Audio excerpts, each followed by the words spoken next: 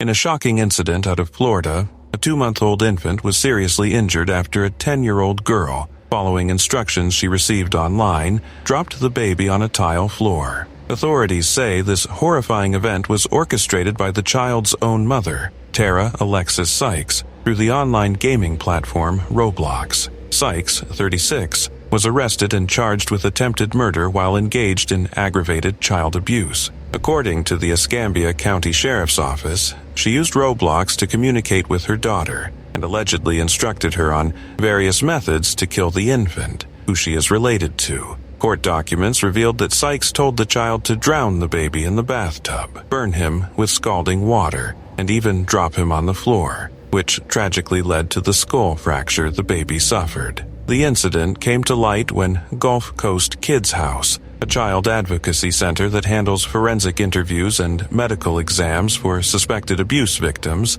contacted the sheriff's office. Investigators learned that the infant had become fussy, and the 10-year-old, trying to find an adult, accidentally dropped him in the kitchen. The baby was immediately rushed to the hospital by his foster father. Doctors confirmed the infant had a serious skull fracture, but fortunately, he is expected to survive. In interviews, the 10-year-old explained that she had followed her mother's instructions out of fear. She told authorities that she was terrified that if she didn't obey Sykes, her mother might harm or even kill her. The horror didn't stop there. Investigators uncovered that Sykes had also instructed the child on ways to kill the adults she was living with at the time, telling her to slit their throats in their sleep and to set their house on fire by soaking bedsheets with aerosol spray. While the child attempted some of the steps, she was unable to carry them through, thankfully preventing further tragedy. Sheriff Chip W. Simmons expressed his disbelief at the case, stating, "I have been in law enforcement for over 40 years and have never seen anything quite like this. There is something really wrong with her." He called the allegations deeply disturbing, noting the shocking reality that someone could not only conceive such plans, but attempt to manipulate a child into carrying them out. Sykes remains in custody without bond, and authorities do not anticipate pressing charges against the 10-year-old, who is clearly a victim herself in this terrifying manipulation. The investigation is ongoing, as officials try to piece together the full extent of Sykes's actions and ensure the safety of all involved. This case stands as one of the darkest examples of how online platforms, even those intended for children, can be weaponized by predators. Roblox, widely recognized as a creative and social gaming environment for kids, became a tool for manipulation and fear in this instance. It's a chilling reminder that parents and guardians need to monitor children's online interactions closely and to maintain open communication to safeguard against threats that may lurk behind seemingly friendly avatars. For the 10-year-old, the experience was traumatizing, but with intervention, authorities were able to prevent further harm. For the infant, survival is a small but crucial victory. And for the community, this story serves as a stark warning. Even games designed for fun can become the stage for real-world horrors when they fall into the wrong hands. It was July 2024 in the sunburned hills of southwestern Turkey. Riding along that open road was Tatiana Ulina, a 38-year-old Russian motorcyclist whose life revolved around speed, freedom, and storytelling. To millions online, she was Moto Tanya, a fearless traveler who turned every mile into a memory, every curve into content. She had ridden across continents, faced storms, and captured it all through her lens. But on this day, her story would stop abruptly, right where the asphalt met fate. Tatiana's red BMW S1000RR roared along the Mas-Suki highway, slicing through the Turkish summer heat. She wasn't alone. Two fellow bikers rode beside her, one of them a Turkish man named Onur Obut, the other still unnamed. It was supposed to be a simple ride between Muğla and Bodrum, the kind of trip she'd done hundreds of times before. Her followers expected another video, another smiling post with her signature confidence. Instead, what came next would leave them speechless. Tatiana had already been through so much that summer. Weeks earlier, she'd tried to continue her European motorcycle tour, but had been turned away at the Greek border due to travel restrictions on Russian citizens. Still, she refused to let it bring her down. In her last Instagram post, she stayed upbeat, showing off a souvenir magnet she bought in Greece before crossing back into Turkey. "I'll keep exploring this beautiful, warm, and hospitable country," she wrote, her words full of optimism. Nobody knew it would be her final message. As the trio rode down the winding road near Milas, the scenery blurred the mountains on one side, the distant sea on the other. It was the kind of freedom only bikers understand, that moment when the world feels infinite. But freedom, as Tatiana's followers would soon learn, can turn deadly in a heartbeat. Witnesses say she was leading the group when her motorcycle suddenly jerked. A bump, a touch, something went wrong. Onur's bike might have clipped the back of hers, causing her to lose balance. In that split second, everything changed. Her motorcycle spun out of control, the rear tires skidding against the pavement as sparks flew. It veered sideways, then slammed into the side of a truck. The sound echoed metal twisting, glass shattering, the unmistakable silence that follows chaos. Tatiana was thrown from her bike, landing hard on the asphalt. Reports later said she suffered a serious neck injury. Some claimed she was still conscious for a moment, eyes open, breathing faintly before the world went dark. By the time paramedics arrived, Moto Tanya, the most famous motorcycle vlogger in Russia, was gone. Onur was rushed to Muğla State Hospital in critical condition. The third rider survived without injuries, left to replay the crash in his mind forever. The investigation into what exactly happened began immediately, but there was little mystery to it. One moment of contact, one flash of bad luck, and everything Tatiana had built came crashing down. Her death hit like a shockwave. The biking community went silent. On TikTok, YouTube, and Instagram, her followers flooded her last post with disbelief. Over 8 million people had followed her journey. Her laughter, her travels, her sense of adventure. She wasn't just a rider, she was a storyteller, a symbol of independence in a world full of limits. Tatiana's life had been one long, open road. She had won Motoblogger of the Year in 2023 and was honored again in 2024 as Travel Blogger of the Year by Kickstarter. She had ridden through storms, deserts, and foreign borders. She'd shared every high and low,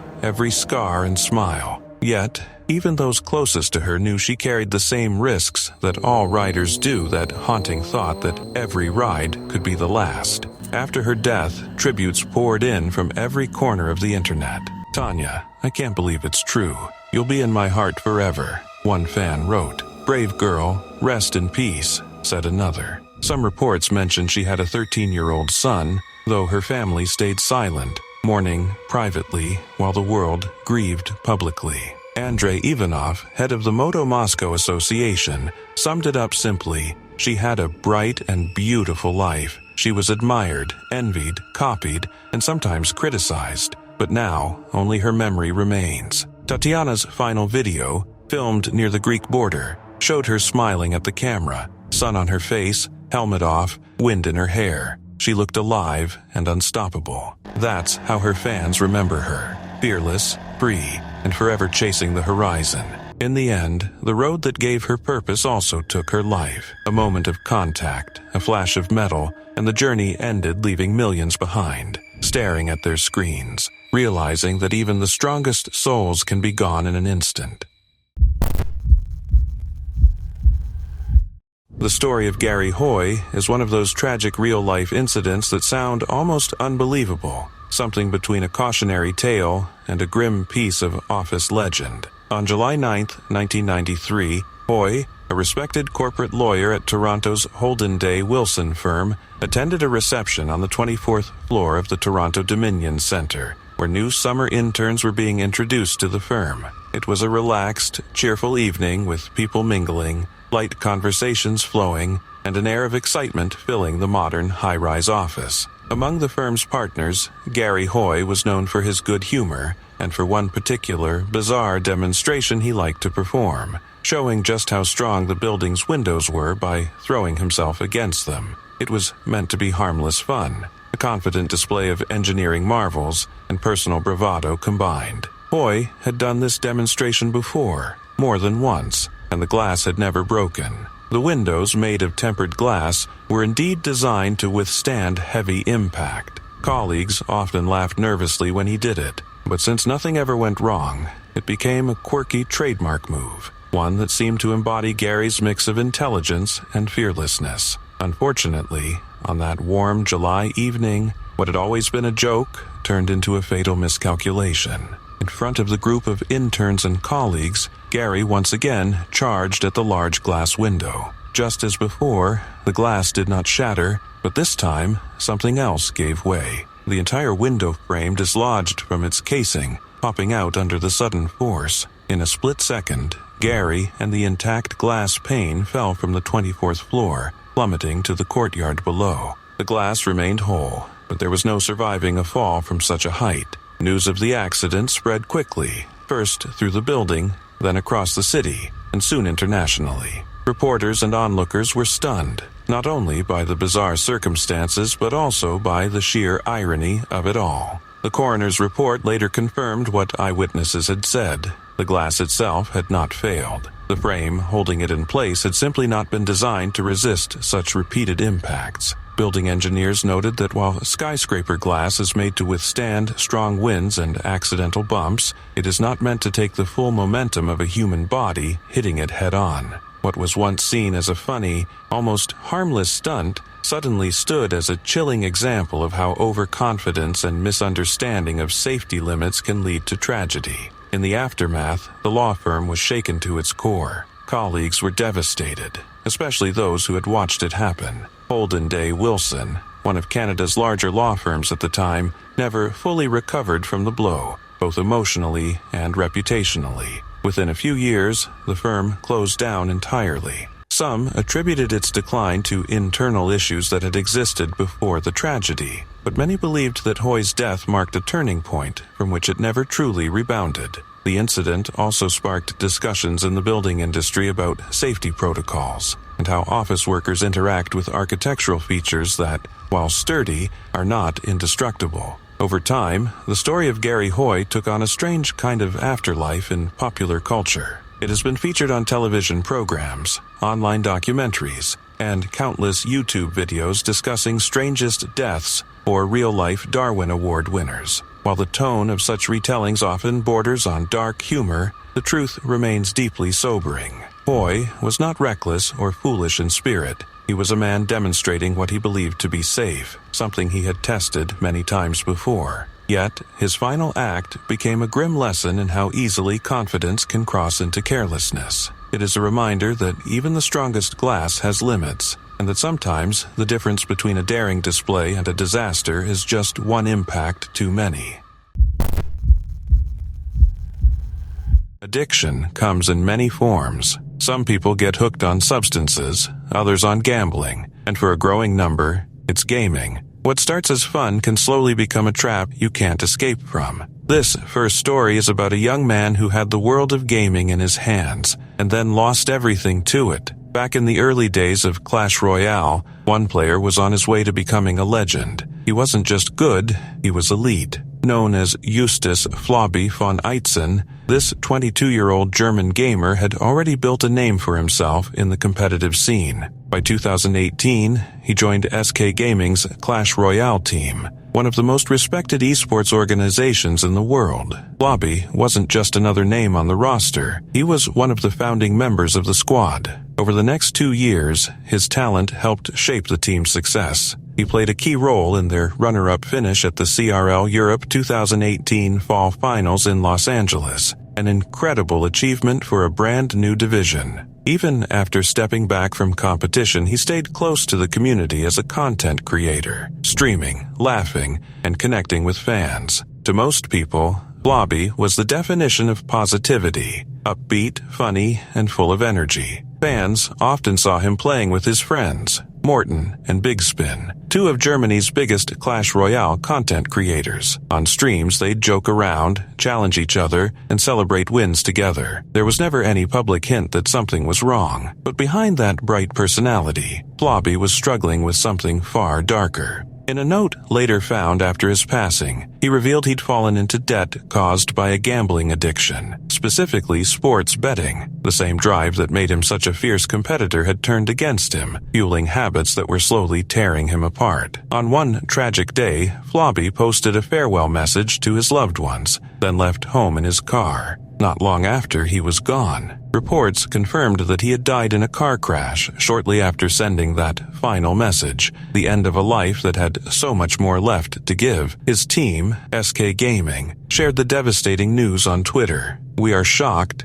in disbelief, lost for words. We have to say goodbye to our teammate and colleague and, most of all, a dear friend. We will always remember him for the light and joy he brought into our lives and into the hearts of so many." The esports community was heartbroken. Fellow players like Exoxum paid tribute, writing, "Farewell, my friend, we will miss you. You were such a good-hearted person, and we shared so many great memories." Even the official Clash Royale esports account posted, "We are shocked and saddened to hear this news. Rest in peace, Flobby. You will be missed." To fans, it was unthinkable. How could someone who seemed so cheerful, so full of life, be fighting such a painful battle in silence? It's a haunting reminder that even those who seem the happiest on the outside can be carrying invisible struggles inside. Flobby's story isn't just about the dangers of gaming or competition, it's about what happens when passion becomes pressure, when escape turns into addiction. He'll always be remembered as a brilliant player,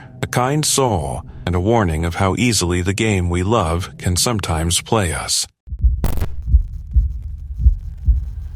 It was June 17th, 2021, in the town of Moses Lake, Washington. Crowds filled the stands at the Grant County International Airport, cameras ready, hearts racing. Among them stood 28-year-old Alex Harville, a man whose entire life had been built on 2 wheels and a dream. That morning, he wasn't just another rider. He was there to break the Guinness World Record for the longest motorcycle jump, soaring 351 feet through the air. Alex had been riding since he was 4. Over the years, he'd gone from a kid on dirt trails to a name etched into the record books. In 2012, he made history with a 425-foot ramp-to-dirt jump, and not long after shattered another record with a 297-foot dirt-to-dirt leap, one that still stood strong. But the thing about thrill-seekers like Alex, records aren't enough. There's always one more impossible line to cross. For weeks, he had trained relentlessly, perfecting every detail. He built his own ramp, adjusted every angle, and even gave his bike a name, Susie. Just 2 days before the big day, he posted a photo with a grin and the caption, "Susie is ready to be sent." It was a message filled with energy, confidence, and maybe a touch of fate. Before the main event, Alex planned one short warm-up jump, a 150-foot test run, just to feel the ramp and speed. It was supposed to be simple, routine. His family watched from the stands, his wife Jessica holding their 2 young boys, Willis and baby Watson. Then Alex took off, the roar of his engine echoing across the airfield. The crowd cheered as he raced toward the ramp, building speed, the bike trembling under the force. But in an instant, everything went wrong. A witness later said it was like watching time freeze. He went off the ramp and didn't make it to the hill, recalled family friend Debbie Williams. His back tire got caught, then he flew, and his helmet came off. You just start praying. Silence fell. The air show turned from celebration to chaos. Medics ran toward him. Within minutes, Alex was rushed into an ambulance. He never regained consciousness. He was pronounced dead en route to Samaritan Hospital. The coroner later revealed that the handlebars had struck him on impact, causing devastating internal injuries. The news rippled across the motocross world. The sheriff's office confirmed his passing, promising a full investigation. Event organizers issued a statement saying all proceeds from the show would go to Alex's family, but none of that could fill the silence he left behind. Just a month earlier, Alex and Jessica had welcomed their second child. He was still in that soft, sleepless phase of fatherhood, juggling stunts and bedtime stories. That day, his wife and kids were there, watching him do what he loved most. Messages poured in from around the world. Guinness World Records offered condolences. Robbie Madison, the Australian writer whose record Alex was trying to break, wrote, "He was out to set a new world record today when he paid the ultimate price. My heart is broken for his family." He'd already survived one major crash in 2017 at the Talladega Superspeedway when he overshot a landing and shattered his heel. That injury could have ended his career, but Alex came back stronger, determined not to let fear define him. He was more than a daredevil. He was a man chasing perfection, living for both adrenaline and family. On June 30th, friends and fans gathered in Ephrata to say goodbye. Stories were shared, tears fell, engines roared one last time in his honor. A GoFundMe raised nearly $40,000 for Jessica and the boys. Art Scholl was one of those guys who made danger look like an art form, literally. Born in 1931, he was an aerobatic pilot, a flying instructor, and the kind of man who'd do barrel rolls for breakfast. If a movie needed a heart-racing aerial shot, chances were Art Scholl was the one in the cockpit making it happen. He wasn't just good at flying, he was that good.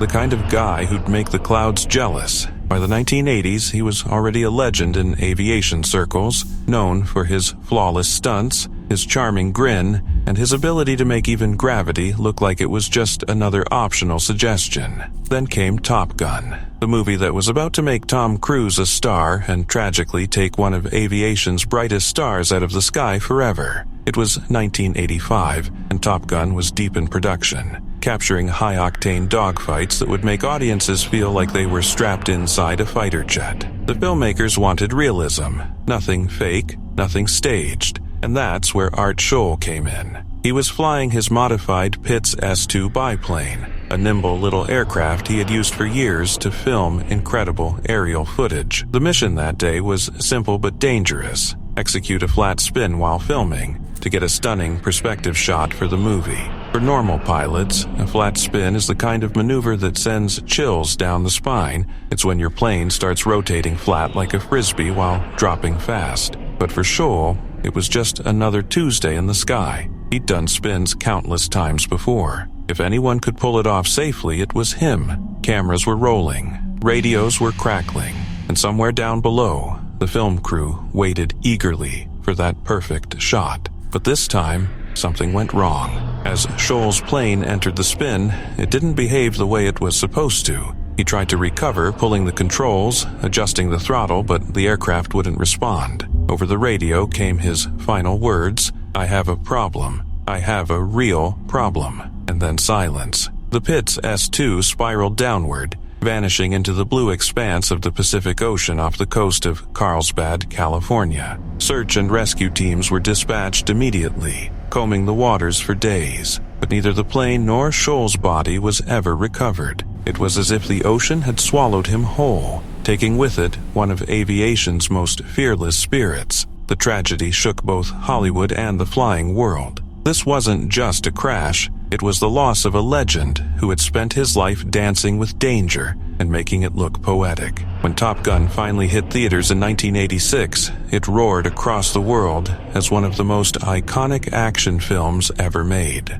The jets screamed, the music soared, and audiences were glued to their seats. But for those who knew the story behind the camera, there was an ache behind all the adrenaline. In the credits, a simple dedication appeared. This film is dedicated to the memory of Art Scholl. No flashy tribute, no dramatic narration, just quiet respect for the man who gave his life in the pursuit of cinematic perfection. His legacy lives on every time someone feels their pulse quicken during an aerial sequence, every time a plane roars into a sunset, every time a pilot dreams of pushing their limits just a little higher. Art Scholl wasn't just part of Top Gun, he was its heartbeat, the man who took the need for speed to a level few would ever dare. Even today, his story is a bittersweet reminder that sometimes the price of greatness is paid at 30,000 feet, where heroes chase the horizon and sometimes never come back.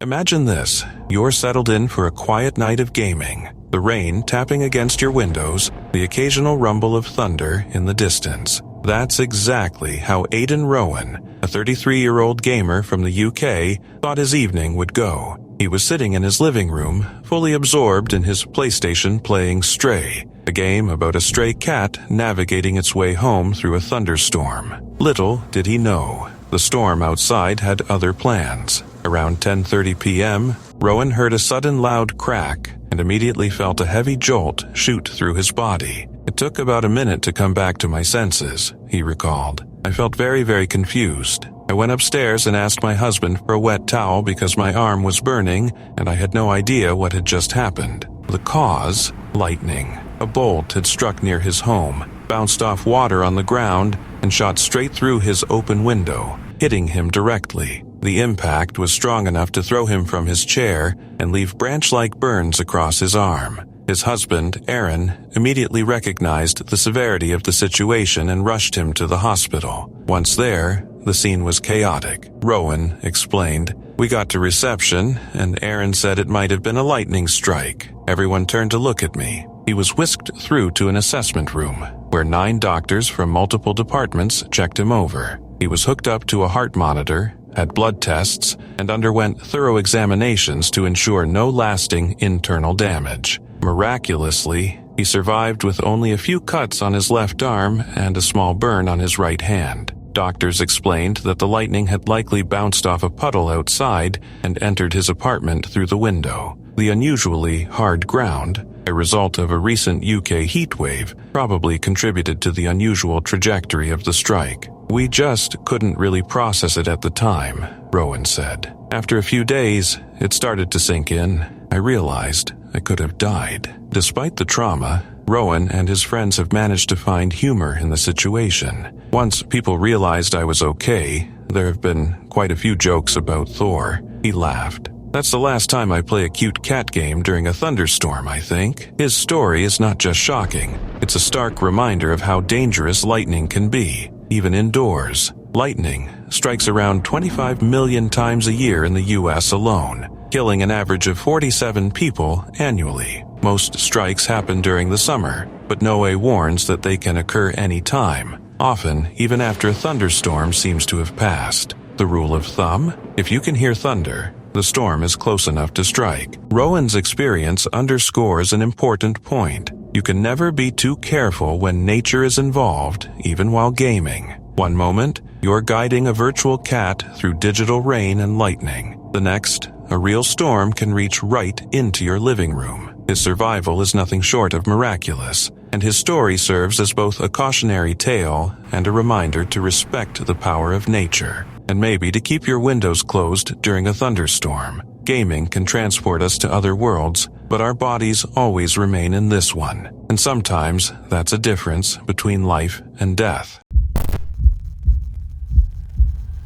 It was May 27th, 2025, an ordinary Tuesday in Duque de Caxias, a busy town tucked in northern Rio de Janeiro. The streets buzzed with traffic, vendors, and the sound of motorcycles weaving through the afternoon heat. Among them was 41-year-old Oriel Misael Henriquez, a man known for his kindness and tireless work ethic. He wasn't famous or reckless, just a devoted husband, a loving father of 3, and a hard-working motorcycle taxi driver who cooked part-time to make ends meet. That day, Oriol was doing something simple riding to visit his daughter. His wife sat behind him, holding onto his shoulders as the bike moved through familiar roads he'd traveled hundreds of times before. But fate had other plans. As they rounded a curve, the sunlight caught something faint, a glimmer in the air, like a spider's web stretched across the road. It looked harmless, almost invisible, but it wasn't. That faint thread was line chilena, a deadly, glass-coated kite string used in a local game where people battle kites to cut each other's lines mid-air. The game might sound innocent, even fun, but the string itself is pure danger. Coated with glue and powdered glass, it's sharp enough to slice through flesh, and sometimes even lives. Oriol didn't see it coming. In a split second, as the motorcycle glided forward, the line caught him across the neck. His wife screamed. The bike swerved, jerking to a stop as Oriol collapsed, clutching at the wound. Passing drivers saw the horror unfold and ran over, helping his wife press their hands to the bleeding, desperate to keep him alive. They loaded him into a car, racing toward Nova Iguazu General Hospital. But Oriol's condition worsened with every heartbeat. The line had cut deep, too deep. Or they could make it to the emergency room. His pulse faded. Doctors recorded the time of death, 5:53 p.m. A simple family trip had turned into a nightmare. When news broke, the entire town was shaken. His niece, Ghislaine Chrysley, spoke to local media through tears. He was just going to see his daughter, she said. He didn't deserve this. For many Brazilians, Oriol's story wasn't just another tragedy. It was a reminder of a growing danger lurking in the skies, invisible, silent, and lethal. The line chilena has been banned in several regions, including Rio, but that hasn't stopped people from using it. Since 2019, over 2,800 kite string incidents have been reported in the area, injuring riders, pedestrians, even animals. Motorcyclists, especially, are the most vulnerable. These nearly invisible wires stretch low across roads, ready to strike anyone who passes by. Some bikers have taken precautions, installing metal antennas on their bikes designed to slice through stray strings before they reach the rider's neck. But Oriol didn't have one. And just days after his death, another rider nearly suffered the same fate. A delivery driver named Luan Moda shared his terrifying near miss when he spotted a string glinting in front of him just in time to pull back. "If I hadn't seen it," he said, "I'd be dead." Oriol's death added pressure on lawmakers to act. A new bill is now being discussed in Brazil's Senate, one that could ban the production and sale of these deadly strings entirely, with heavy fines and even prison sentences for violators. For now, though, it's just talk and too late for Oriol. He leaves behind 3 children, ages 21, 19, and 6, and a wife who watched the love of her life die right in front of her. The most painful part? It wasn't speeding or recklessness or bad luck. It was a thin, nearly invisible line hanging in the air, a silent killer waiting for anyone unlucky enough to pass by. In August 2003, the quiet town of Erie, Pennsylvania, became the stage for one of the most mind-bending and tragic crime stories in American history, the tale of Brian Douglas Wells, the so-called pizza bomber. It all began like any ordinary workday for Wells, a 46-year-old pizza delivery man who was described by those who knew him as polite, soft-spoken, and unassuming. He was just doing his rounds, delivering pizzas as usual, until he received a call to bring an order to a remote address on the outskirts of town. That was when things spiraled into something out of a Hollywood thriller, except this time it was terrifyingly real. When Wells showed up at the isolated radio tower location, he was allegedly ambushed, overpowered, and fitted with a metal collar bomb around his neck. His captors handed him a cane that was actually a shotgun, and a set of instructions for an elaborate scavenger hunt that would supposedly lead him to the keys and codes needed to free himself, but only if he robbed a bank first. Just after 2 p.m., Wells walked into a PNC bank wearing a white t-shirt with the words, "Guess what? I have a bomb," written across it, carrying the cane gun in one hand and a note demanding $250,000 in the other. The tellers, understandably terrified, gave him about $8,700 before he calmly walked out, as if this were just another delivery run gone weird. Police caught up with him not far from the bank, near his car in a parking lot. At first, the officers were unsure what to make of it, since Wells seemed nervous but cooperative, repeatedly insisting that he had been forced into the heist and that the bomb would go off soon. The police handcuffed him and called for the bomb squad, but time was not on anyone's side. As TV cameras rolled and sirens wailed in the background, the eerie countdown came to an end. The collar detonated with a loud pop, sending a chilling shockwave through the stunned crowd. Wells was killed instantly, and the horrifying footage was broadcast across the nation. In the hours that followed, what looked like a simple case of a man coerced into committing a crime quickly unraveled into something far stranger. The investigation revealed a tangled web of conspirators, all linked by greed, deceit, and a stunning lack of humanity. Among them was Marjorie Deal Armstrong, an unstable but intelligent woman with a long history of mental illness and criminal behavior, and her ex-boyfriend Bill Rothstein, a handyman with a flair for manipulation. Together they had cooked up a plan to rob the bank using a pawn, someone expendable enough to take the fall. The FBI's investigation stretched on for years, peeling back layers of bizarre twists and betrayals. Evidence suggested that Wells may not have been as innocent as he first appeared. He reportedly had some awareness of the plot, but was likely misled into thinking the bomb would be fake. Whether he was a willing participant or an unlucky dupe remains one of the biggest unanswered questions of the case. By the time the truth started to surface, most of the key players were either dead or in prison. Neil Armstrong was convicted in 2010 and died in federal custody 7 years later. Rothstein had already passed away, taking many of his secrets with him. The case left behind a haunting legacy, a reminder of how a small-town pizza man got caught in a nightmarish plan that mixed greed, madness, and fatal trust. Even today, the pizza bomber story stands as one of the most disturbing crime sagas ever told. A grim puzzle that feels like part true crime documentary, part dark satire of human stupidity. It is the kind of story that makes you realize real life does not need a script to be unbelievable, because sometimes the truth is the scariest plot twist of all.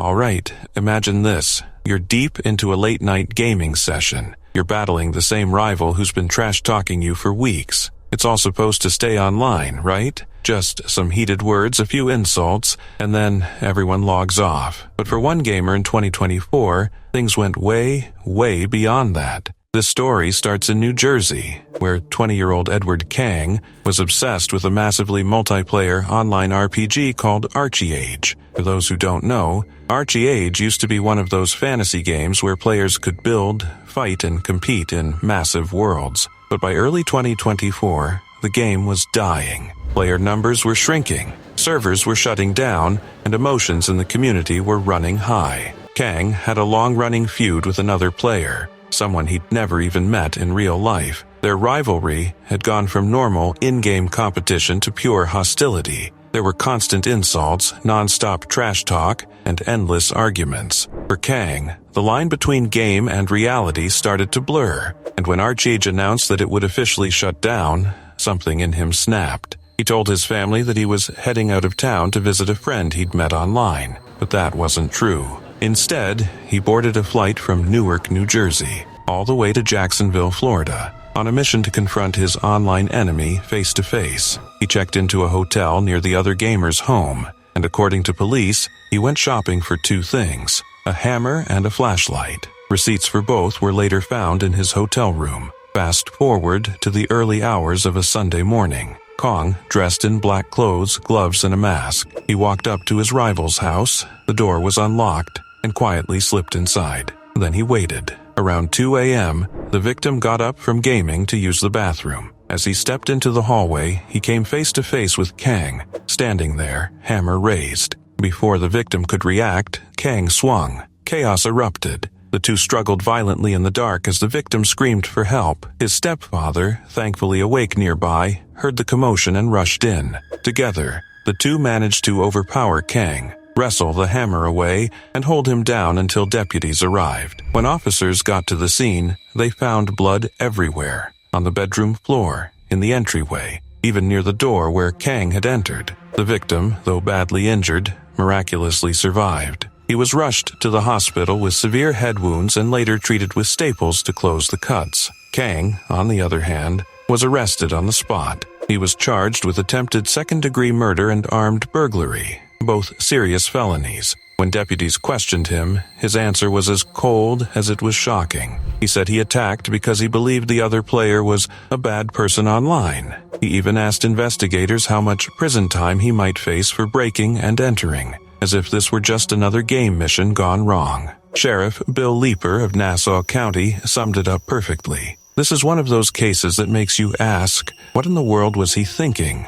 Leeper later added, this should serve as a wake-up call. The internet can bring people together, but it can also push them to dangerous extremes. And sometimes, the consequences are terrifyingly real. This incident became one of the most disturbing examples of what experts now call internet banging, when digital arguments spill over into real-world violence. It's a grim reminder that behind every avatar, every message, and every bit of online trash talk, there's a real person. And sometimes, one bad moment of rage can destroy 2 lives, all over a game that doesn't even exist anymore.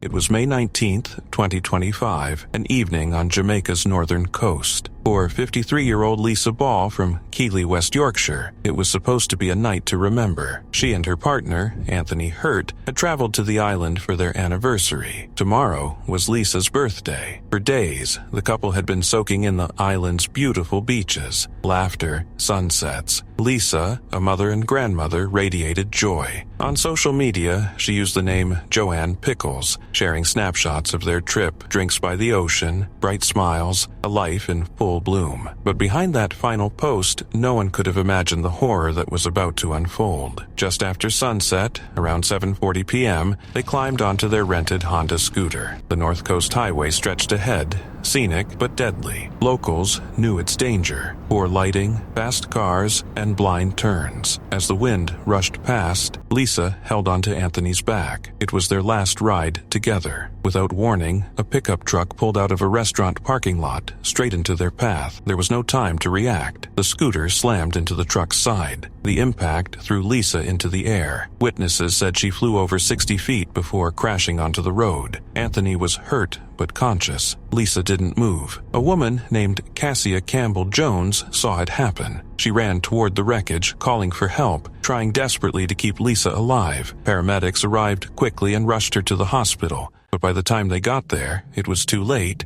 Back in the UK, Lisa's daughter, Chloe Watson, received the news. Hours later, she posted just 4 words: "Love you, Mom." Lisa left behind her daughter and 5 grandchildren: Olivia, Daisy, Leah, Lily, and Malene, all too young to understand why she wasn't coming home. Friends flooded social media with tributes. Fiona Ward wrote that Lisa and Anthony had been having the time of their lives. Another, Claire Eatonfield, described her as gentle and kind. Anthony had once called her a keeper and the love of my life. This trip was meant to be a celebration. Instead, it became a tragedy. Police questioned the truck driver, but no arrests were made. The North Coast Highway was already notorious for deadly accidents. Just months before, another tourist had died on the same stretch. The British Foreign Office had warned travelers for years of poor lighting, reckless driving, uneven roads, yet scooters remained a favorite among visitors seeking freedom and thrill.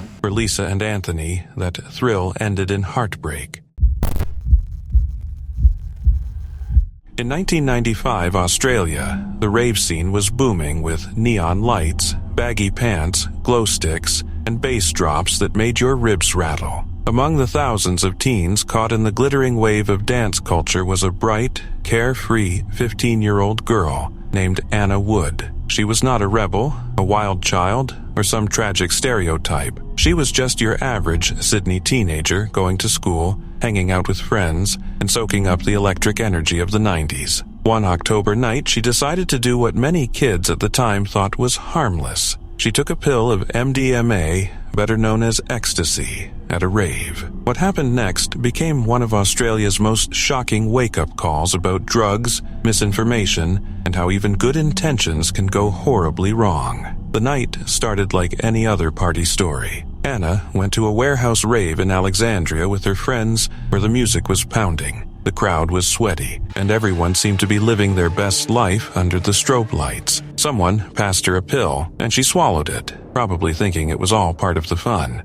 Ecstasy had this odd reputation of being a harmless dance enhancer, something that made you feel happier and more connected. But as the hours went by, Anna began to feel unwell. Her body started to overheat, her stomach turned, and her head pounded. Her friends noticed she was struggling and, being caring teenagers, decided to take her home to let her rest. It seemed like the responsible thing to do. No one imagined what was really happening inside her body. At home, Anna's condition worsened. She felt hot, dizzy, and confused. In a desperate attempt to flush out the drug, she drank large amounts of water, believing that hydration would help. Instead of helping, it made things catastrophically worse. Her body could not handle the excess fluid, and her sodium levels plummeted, a condition known as hyponatremia. It caused her brain to swell, known medically as cerebral edema, something that can turn fatal frighteningly fast. By morning, she was slipping into unconsciousness. Her friends called for help, and Anna was rushed to Royal North Shore Hospital, where doctors fought to save her. The swelling was too severe, and despite their efforts, 3 days later on October 24, 1995, Anna Wood was declared brain dead. She was only 15. What followed was not just heartbreak, but a nationwide conversation. Her parents, Tony and Angela Wood, made the brave decision to go public with Anna's story. They did not hide behind shame or anger. Instead, they shared their daughter's photo and her final moments to warn others. Their message was simple. This could happen to anyone. Anna was not a bad kid. She was not addicted, and she did not deserve to be judged. She was a normal girl who made one small, fatal mistake, one that thousands of others could have easily made too. The Australian media exploded with coverage. Schools began discussing drug safety more openly, and public health campaigns spread across the country. The phrase, "Don't let ecstasy be your last dance," became a haunting reminder that even one pill can destroy a life. In the years that followed, Anna's name became synonymous with awareness and education. Her story reshaped how Australians viewed drug use,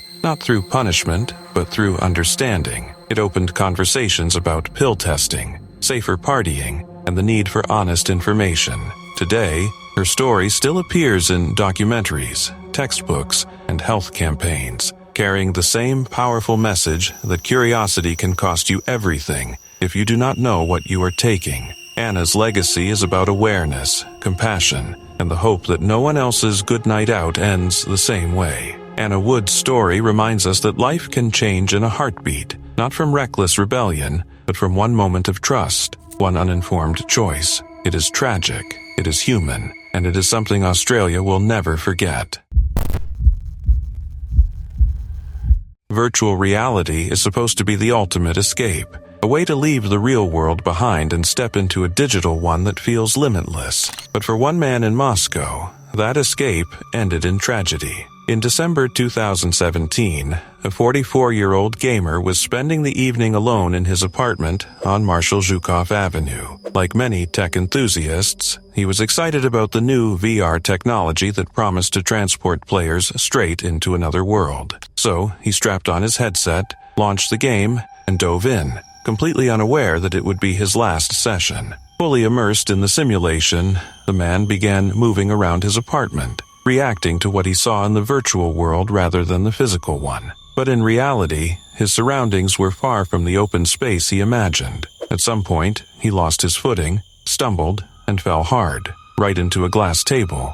The impact was brutal. The table shattered instantly, sending shards flying across the room and deep into his body. Investigators later said the cuts were severe enough that he likely bled to death within moments. By the time help could have arrived, it was already too late. When his mother came by later that day to visit, she found him unresponsive. According to reports from Russia's investigative committee, the cause of death was massive blood loss caused by injuries sustained in the fall. They noted that the man had been moving around while wearing his VR headset, unable to see where he was going. The Ukrainian news outlet Correspondent.net suggested that the virtual game's boundaries hadn't been properly mapped to fit the actual size of his apartment, a small but deadly detail that may have caused the fatal accident. Authorities believe this was the first recorded VR-related death in Moscow, a sobering milestone that sparked a lot of discussion about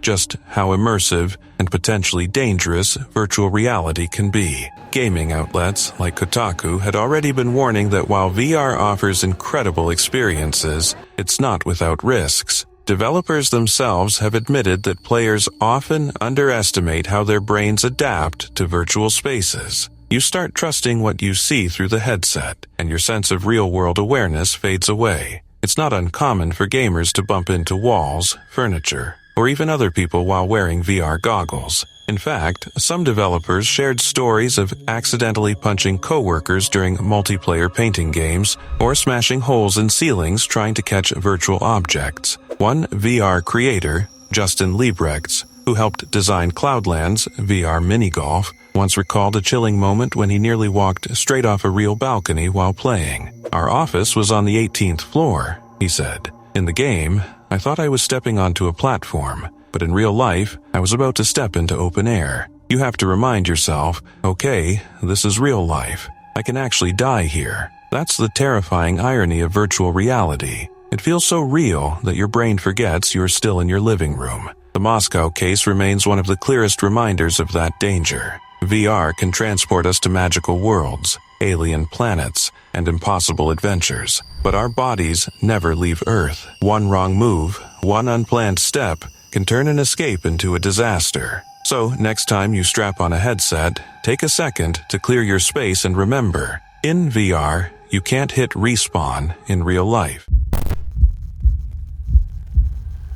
It was the night of May 26, 2024, in Quindio, Colombia. A quiet stretch of road winding through the mountains, the kind of place where silence and darkness seem endless. Two best friends, both just 19 years old, rode side by side through that night. Their names were Catherine Juliet Cubilos Cardeño and Selena Valentina Valencia Ramirez, inseparable since childhood, full of energy, and completely unaware that their final moments were being recorded. The girls were riding a black AKT NKD motorcycle, laughing and shouting over the roar of the engine. Catherine was driving, Selena behind her, holding her phone up to film their joyride. They weren't wearing helmets they didn't think they needed to. The road from Pueblo Tapao to Montenegro was familiar, one they'd taken before. It felt safe enough. The footage starts out like any other carefree video, two teenagers out late chasing freedom. The glow of the phone's light bounces off their faces, their smiles wide, their voices echoing into the night. But then something shifts. The camera wobbles slightly as the motorcycle speeds up. The laughter grows louder and nervously. Maybe, and the road ahead fades into the darkness. Catherine glances back toward the camera for a split second, still smiling. That was all it took. The motorcycle veers slightly to the right. There's a faint sound, a wobble, a quick gasp, and then silence. The phone slips from Selena's hand. The screen goes black. When emergency services arrived minutes later, the scene told the rest of the story. The motorcycle had slammed straight into a large tree just outside a residential complex near Montenegro. The impact was catastrophic. Neither girl had time to react. Selena died instantly. Catherine was still breathing when firefighters arrived, but only for a moment. By the time medics reached her, both were gone. A bystander captured a short video in the aftermath. Voices screaming for help, flashing light, and the twisted wreckage of the bike lying across the road. You can hear someone cry out, "She's still moving," before the crowd falls silent. News of the crash spread fast through Quindio. When the original video surfaced online a few days later, it went viral. Millions watched in disbelief as two young lives shifted from laughter to tragedy in a matter of seconds. The images were haunting. The carefree joy, the sudden black screen, the knowledge of what came next. Authorities later confirmed what most already suspected: speed, distraction, and no helmets. The investigation revealed that Catherine had been driving too fast and glancing at the phone while filming. Neither girl had the protection that might have saved them. In Quindio, locals weren't surprised. The region's winding roads and sharp corners have claimed too many lives. Just the day before the girls' crash, a 37-year-old man named Juan Ango died in a separate hit-and-run. In that same week, 5 more people were killed in the traffic incidents. Motorcycle group leader Gustavo Santos spoke out after the tragedy, saying, "We lose young people every week. They chase speed, they chase fun, and they don't come home." His words echoed across Colombia. But it was Catherine and Selena's video that struck deepest. Watching it feels like intruding on a memory of two best friends, happy and fearless, their voices filled with life. Then, nothing. A sharp reminder of how fast joy can disappear. They were just 19, two girls with dreams, laughter, and a camera capturing what they thought was another adventure. Instead, that video became the last thing they ever made, a silent warning frozen in time, showing how quickly freedom on two wheels can turn into tragedy. Lin, the mid-2000s, when internet cafes were booming across South Korea and the digital world was turning into a second home for many, one story stood out for all the wrong reasons. Lee Seung-seop, a 28-year-old man, became a tragic symbol of obsession taken too far. Like millions of others, Lee loved video games and his favorite was StarCraft, the real-time strategy game that had become something of a national sport in South Korea. What started as a fun escape slowly turned into an unhealthy obsession. In August 2005, Lee walked into an internet cafe in Daegu, determined to play StarCraft for a while. But a while stretched into a marathon that lasted nearly 50 straight hours. With just a few bathroom breaks and quick snacks, he sat glued to the glowing screen, his world reduced to digital battles, base building, and Protoss strategies. Sleep became irrelevant, hunger became optional,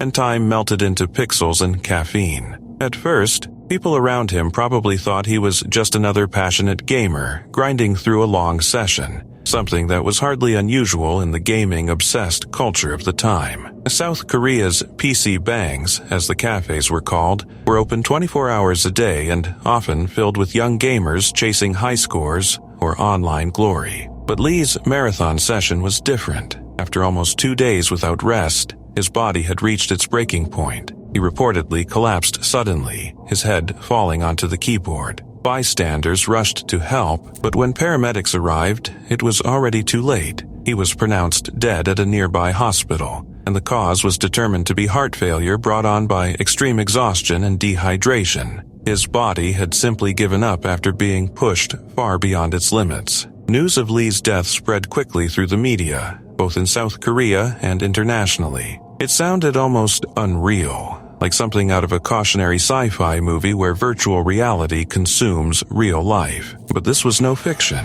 The incident sparked nationwide conversations about the growing problem of gaming addiction. South Korea, a country that had embraced gaming as both entertainment and professional sport, suddenly had to confront the dark side of that passion. Government officials and health experts began calling for awareness campaigns, and internet cafes faced greater scrutiny. Even the gaming community started reflecting on its culture, realizing that behind the fun and competition, there were real risks when balance was lost. Lee's story became a somber reminder that obsession, even with something harmless like a video game, can turn deadly when moderation disappears. His name appeared in documentaries, online forums, and newspaper columns as a symbol of the dangers of excess. Many people who read about his death didn't just see a gamer who went too far. They saw a reflection of modern life itself, where people can easily get consumed by screens, deadlines, and digital distractions.